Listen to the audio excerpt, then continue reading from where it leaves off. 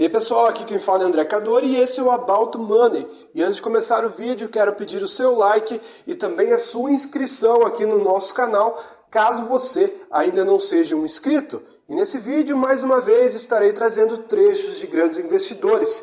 E novamente o investidor escolhido é Guilherme Afonso Ferreira, um investidor pouco explorado aqui no canal em comparação com Luiz Alves, Luiz Barsi e Lírio Parisotto, mas um dos investidores que mais tem assunto e informação para agregar aos investidores. E nesse vídeo eu vou trazer a estratégia de investimento dele. Eu já trouxe outros vídeos onde ele revela como ele investe. Só que em uma entrevista que ele deu para a Infomoney em 2017, ele revela de forma mais detalhada qual é o processo de investimento de um dos maiores investidores ativistas do Brasil.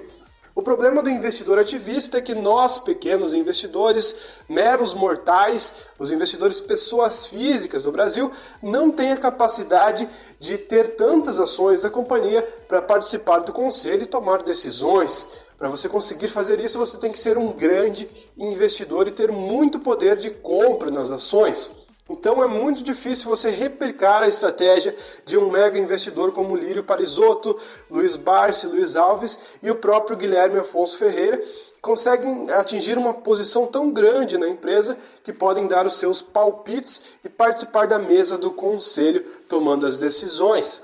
Porém, mesmo assim, você sendo um pequeno investidor, você tem a capacidade de acompanhar, através do RI da empresa, das notícias que saem na mídia, etc., o que a empresa está fazendo para de fato melhorar aquilo que está ruim na empresa.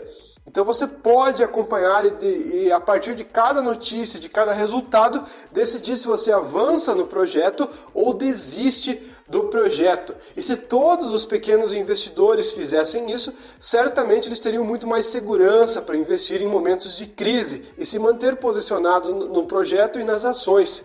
A maioria dos investidores que não fazem isso, quando chega um momento de queda muito forte, como o momento atual que a gente está vivendo, certamente acabam desistindo e abandonando o barco, vendendo as ações e desistindo do projeto, porque como eles não sabem direito o que as empresas estão fazendo de fato, eles acabam ficando inseguros em continuar com o projeto. Por isso, acompanhar o que as notícias da empresa, o que elas estão fazendo, que estratégias estão tomando, são muito importantes. E basicamente o ponto inicial da estratégia de análise bem criteriosa de Guilherme Afonso Ferreira é analisar um setor ou uma determinada empresa que está passando por um problema conjuntural. E isso independe da macroeconomia. A estratégia dele envolve muito mais o lado micro, ou seja, a própria empresa, o que está acontecendo dentro da empresa. Ele já participou de grandes conselhos, como o da Petrobras, no momento do turnaround da empresa, onde ele iniciou no conselho em 2015 até 2018, tomando decisões primordiais para fazer a Petrobras hoje ser uma das maiores pagadoras de dividendo. Uma empresa que tinha uma dívida histórica e que poucas pessoas tinham confiança que a empresa não iria quebrar, mostrando a capacidade que uma análise micro de uma empresa e um investidor ativista pode ter de poder para mudar o rumo de uma determinada empresa. Então, após analisar essa empresa que está passando por dificuldades e problemas, ele busca todos esses problemas e, de certa forma, ver como resolver cada um deles. Um a um, ele vai ticando esses problemas e vai excluindo o que vai surgindo. Às vezes existem problemas que ele nem sabia que existia, que após ele entrar na empresa, no conselho, ele percebe que vai tirando esqueletos do armário.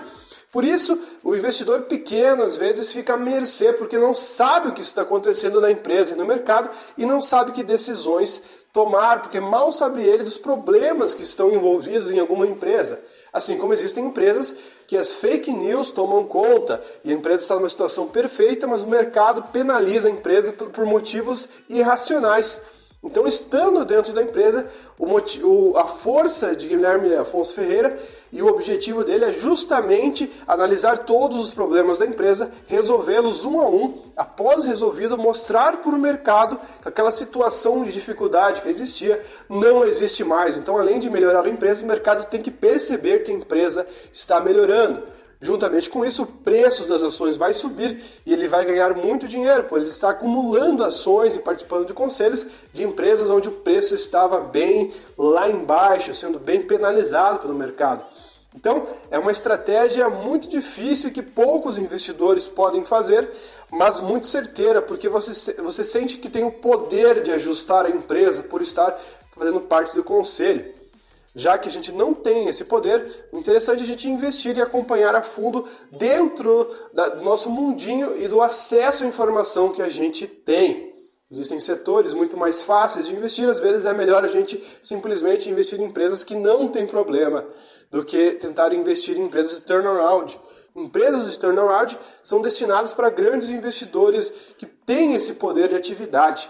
Alguns grandes investidores também salvaram empresas, como foi o caso de Luiz Alves com a Login, que de 2015 até 2016 enfrentava problemas muito fortes. A empresa ficou 2 anos em uma situação de quebra, não quebra, e graças ao poder de investimento de Luiz Alves e a sua participação nas empresas, ele conseguiu virar o jogo da Login e ganhar muito dinheiro com isso. O máximo que nós pequenos investidores podemos fazer é monitorar essas empresas, monitorar quem está por trás delas e a equipe por trás delas, para dar o nosso voto de confiança de que elas vão se reerguer. Porque em momentos de crise, como agora, se você estiver posicionado em empresas que você não sabe o que está acontecendo e não sabe o poder que essa equipe por trás da empresa tem, você vai acabar desistindo. Existem muitas empresas que, apesar de números interessantes, tem muitos picaretas por trás da empresa. Então, é muito preocupante, porque se as empresas tiverem pessoas desonestas por trás, mais cedo ou mais tarde essa empresa vai ruir. Existem empresas que entraram na bolsa simplesmente para tomar o dinheiro do investidor e não tem nenhum objetivo futuro de empresa. Portanto, aí entra a capacidade de análise de cada investidor. E se você não tem o poder de entrar no conselho, pelo menos estude com as informações que você tem para não fazer nenhum tipo de cagada. Enfim, pessoal, vamos com o trecho onde Guilherme Afonso relata o passo a passo da sua estratégia de investimento e a complexidade por trás dela. Bom, a gente vai falar um pouquinho de Gafisa também mais para frente, mas antes de chegar nos cases, eu queria falar também de uma parte do livro que é muito legal, que você fala da lista de desejos, né? Que vocês desenham para as empresas. E um aspecto bem bacana, primeiro é que é uma lista dinâmica, né? Que você tem que ir modificando ela ao longo do tempo. E quanto menor essa lista vai ficando, quer dizer que essa ação está chegando cada vez mais no preço que vocês imaginam. Você pode dar um pouquinho mais de detalhes dessa lista? Quanto em média, assim, quantos desejos vocês costumam colocar para cada empresa? Se essa lista de desejos vocês montam antes de comprar as ações ou conforme vão comprando? Como é que funciona a dinâmica dessa lista de desejos? Tá certo. Primeiro vamos ter a seguinte coisa. Nós procuramos, como eu disse, nós procuramos indústrias que estão conjunturalmente mal situadas. Tá certo? Ao localizar essas indústrias, a gente pensa o que precisa ser feito para aquilo terminar. Parte daquilo não é nossa função, mas parte é. A gente acredita que o ativismo pode desempenhar uma função importante em aproximar o que devia ser com o que é, com o que está sendo. Tá certo? Esta diferença é que nós chamamos de wishlist, na lista dos desejos. Então essa diferença ela pode ser pequena, uma lista grande, uma lista pequena de itens muito importantes, uma lista grande de itens médios de importância.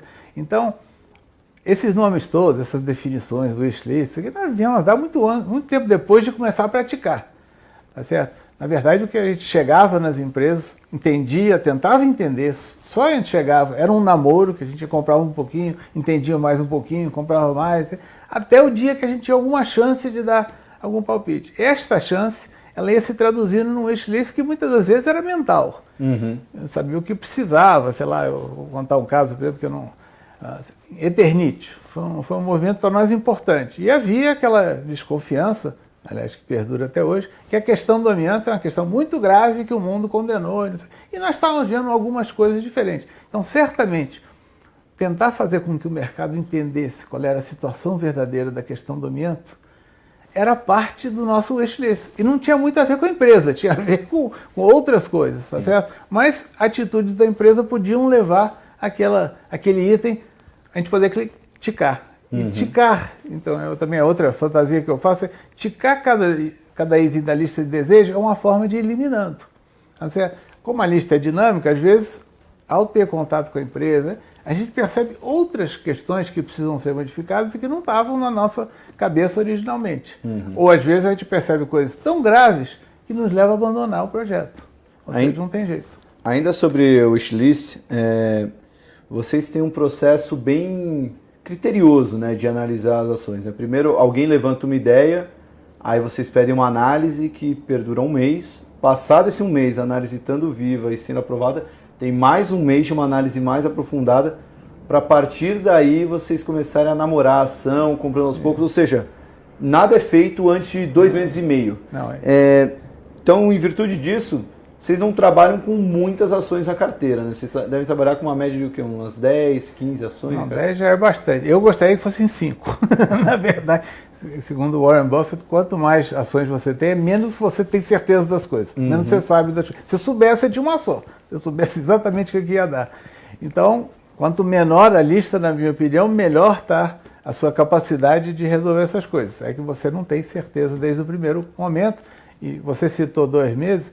Eu diria 2 meses ou 3 meses, que na verdade nasceu a ideia um dia, é o tempo mínimo para pedir para sair a primeira vez. Não é que ele pegou na mão ainda não, nem beijou, é longe, estamos longe disso ainda. Normalmente a gente vai beijar assim com 6 meses, 1 ano, a gente chega super conservador e vai começar a namorar firme com os 2 anos e às vezes o projeto dura 15 anos, 20 anos.